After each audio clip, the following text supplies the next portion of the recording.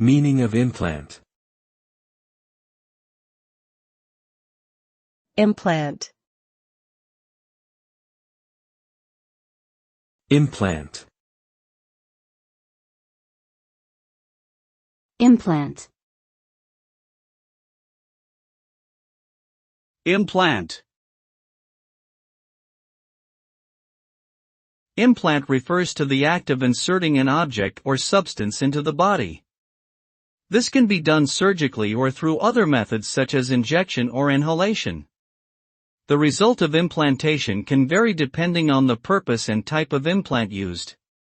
Medical implants are often used to support or replace damaged body parts, while cosmetic implants are used for aesthetic purposes.